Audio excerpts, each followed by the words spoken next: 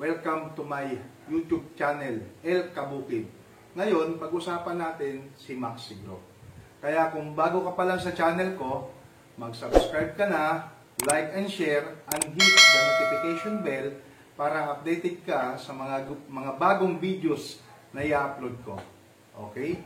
So, ano ba si Maxigro? Ano ba ang benepisyo na ibinibigay ni Maxigro sa ating mga halaman, no? Sa ating mga pananim, mapagulay man yan o mapa-ornamental plants man yan, okay?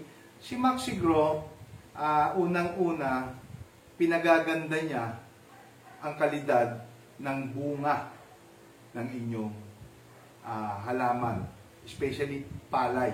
Kasi nandito po tayo ngayon sa probinsya ng Nueva Ecija, kaya halos palay po, karamihan ang gumagamit ito. Pero marami na pong nakatry nito. Luzon, Visayas, and Mindanao, no?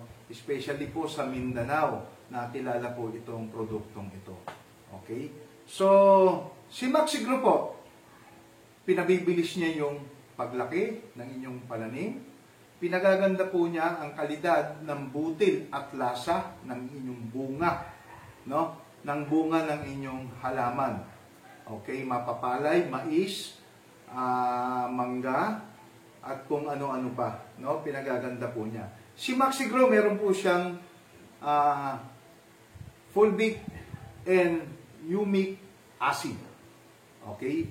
Na kung saan nagsisilbi po siyang bahay ng bakterya. Kung doon po sa huling video ko, si Farmer's Friend, si Farmer's Friend po kasi ay may bakterya.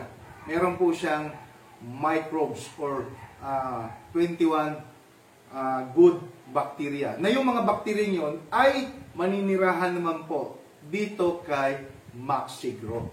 Okay? So, ayan po ang kagandahan. At isa pa po, si Maxigro po ay meron na rin siyang dalang NPK.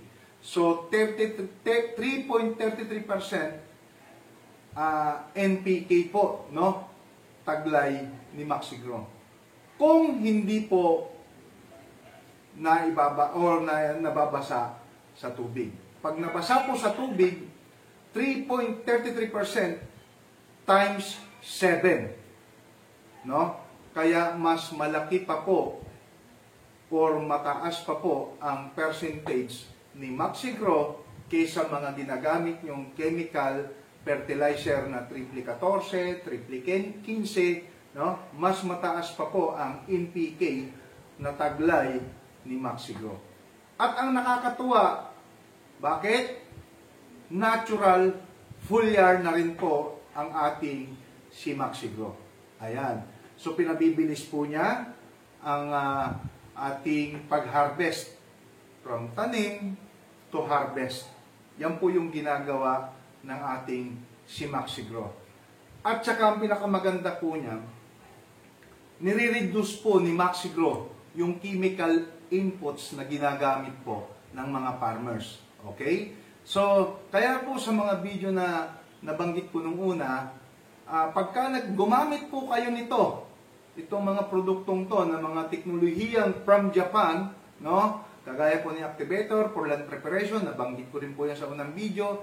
And then si Maxigro po, no? And then ito na po si Farmer's Friend, and then si Maxigro, no?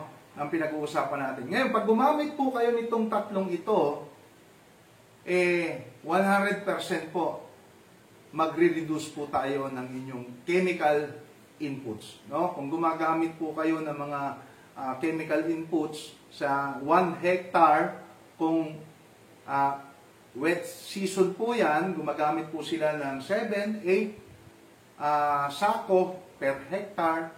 So, 50% tatapyasin po natin yan. Ngayon po, papasok po tayo sa summer season po, no? So, mas marami pa pong chemical fertilizer ang nailalagay sa ating mga bukid or ating mga pananim.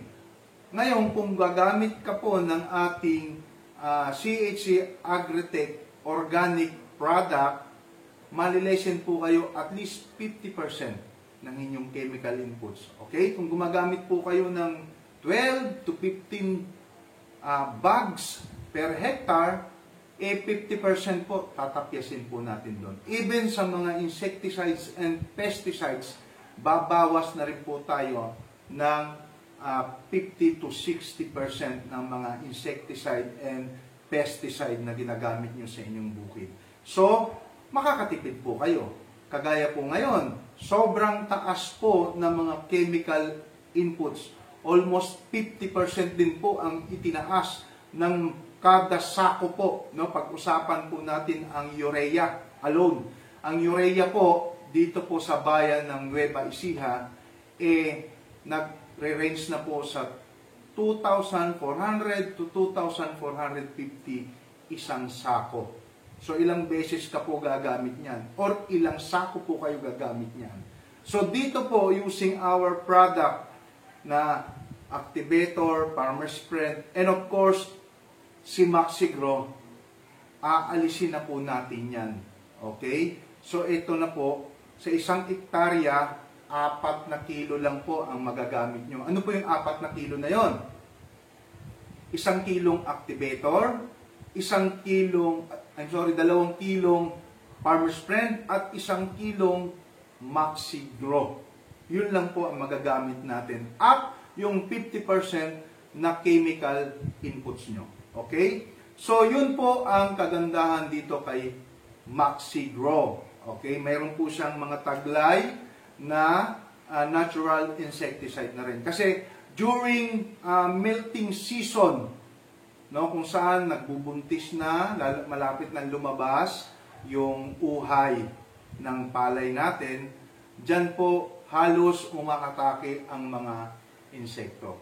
Ngunit kung meron ka po nitong inilagay, no, si Maxigro po kasi, ini-spray po natin ito, excuse me po, pag sumasapaw na yung palay.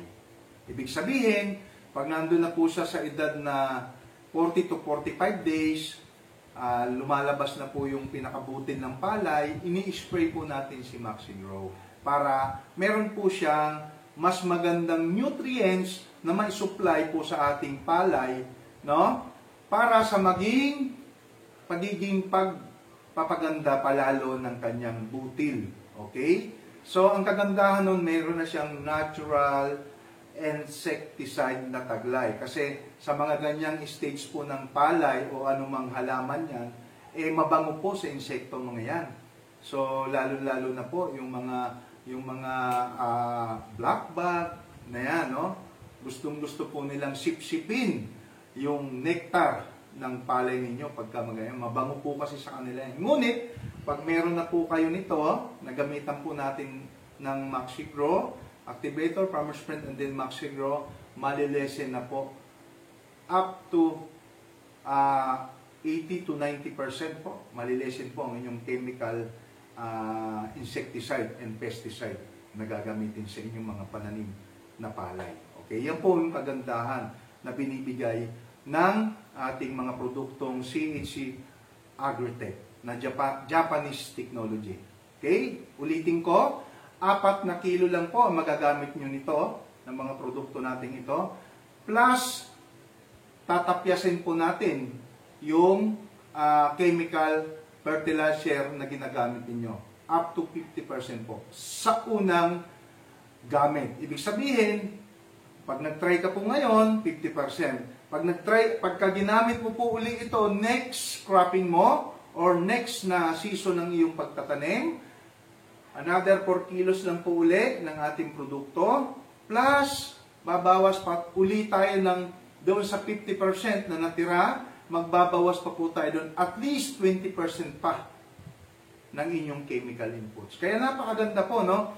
And then yung kalidad, yung lasa ng ating palay, no? Ay maganda, malinamnam. Actually, meron po akong isang experience, no? Sa bayan ng Nauhan, Barangay Barsinaga. Meron po akong isang client doon na dinemo natin yung kanyang palayan, no? Nandiyan po yan, na-upload ko po yan sa aking YouTube channel. Na ang kanyang binhi na ginamit ay R160, no? 160. So, hindi ko naman masasabing mahinang klase, nasa middle class po siya. No? And then yung katabi po na tanim niya is hybrid. Okay? So, nung ma-harvest po siya, ang schedule po ng harvest niya is first week ng September. Last September. So, hindi na po ako nakapunta ron kasi nagkaroon po ng problema sa transportation, nagkaroon po ng lockdown ng Maynila. So, hindi na po ako nakabalik para i-documentary po yung aking demo farm na iyon. So, ang nangyari, nagkausap po kami ng namamahala ng palayang iyon, si Mr. Hermie, okay, na sinabi niya mas maganda yung butil at lasa at humabol po, no? Humabol po yung mga butil kaysa po doon sa hybrid na katabi po ng kanilang bukid. So in short, maganda po yung naging resulta. From 80 to 90 per hectares na kaban ng palay ang inaan nila before. But using our CHC Agritech na produkto, na-increase po natin from 80 to 90, ngayon po yung harvest po nila naging 135 kaban po ng palay. Ipapakita po natin yan sa video ko pag dito sa video ito. Okay? Yung aking sinasabing yan. So, yun po yung kagandahan ng ating produkto. Ngayon, gumanda na ang ani mo, naka-lessen ka pa sa ginagamit mong chemical inputs. Siyempre, pag lessen sa chemical inputs, nakatulong ka pa po sa kalikasan. Kasi yung company po natin is sinusuportahan po yung tinatawag nating Republic Act 10068 na kailangan na po yung mga farmers ay unti-unti na pong bumabalik dapat sa organikong pamamaraan ng pagsasaka. So, dati, mahirap po ang mag-organic. Ngayon, pinadali na po. Okay? Marami pong doubt sa product namin kasi ito pong mga produkto namin ay binababad. Pero ito si Maxigro, hindi na po siya binababad. No? Ilalagay lang po natin siya direct sa ating sprayer, lagyan ng tubig, and then spray. 5 kutsara, isang sprayer. Yung kutsara po na pang fast food, hindi po yung kutsara sa bahay kasi malaki po masyado yun. So 5 kutsara noon, isang puno. Yun po, hindi na po kailangan ibabad. Hindi po kagaya ito ni Activator at saka ni Maxigro na binababad pa. Ito no need babad na. So direct na po siya. No? Lagyan po agad ninyo ng tubig and then spray. Saan po ini-spray? Sa dahon. No? Kahit anong halaman po yan. Sa dahon. At kailan dapat i-spray si Maxigro? Okay, pag sumasapaw na po yung bunga or lumalabas na po bago lumabas yung mga bunga at bulaklak ng ating mga pananim. Okay? Anong oras ini-spray?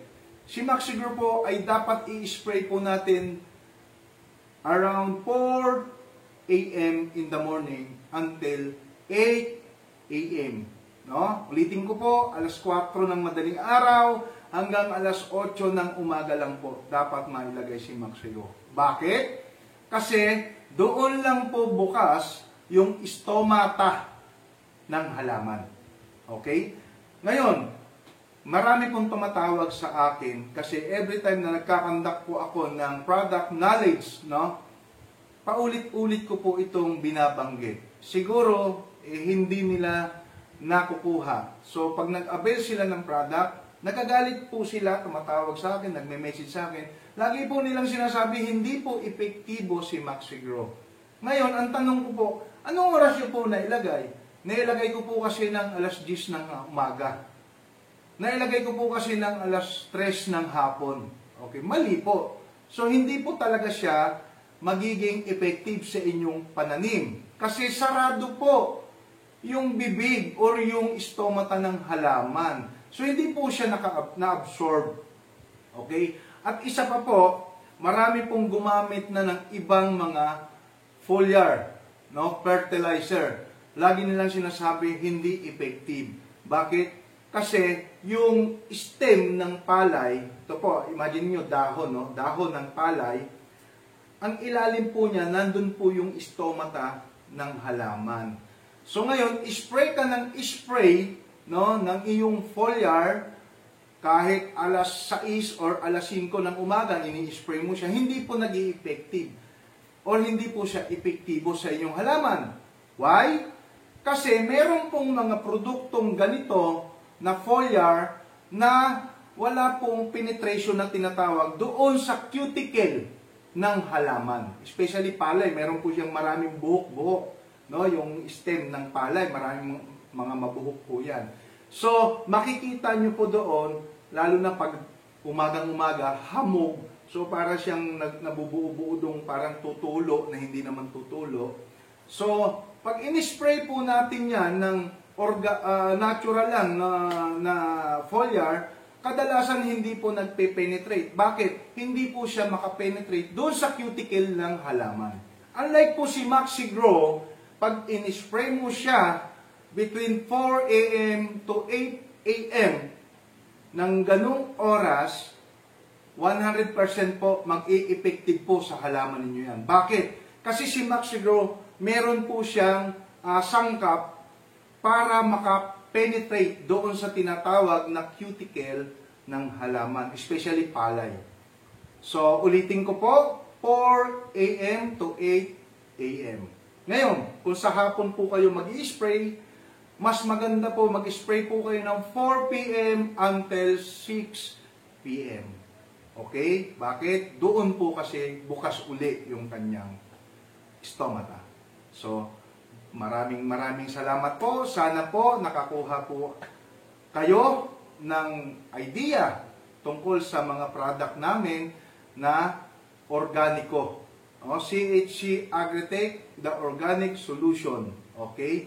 So, kung may mga katanungan po kayo regarding sa ating product, especially Maxi-Grow, just comment below sa video pong ito at sasagutin po natin yan. No? Okay? And then, sa mga may concern, text and tawag lang din po kayo sa number na ito. Okay? So maraming salamat po. God bless po sa inyong lahat. Sana po ay nakatulong po ako ng kaunti at na-enhance ko po ng kaunti din po ang inyong kaalaman patungkol sa mga produktong pang-agrikultura. So maraming salamat po and God bless. Thank you po.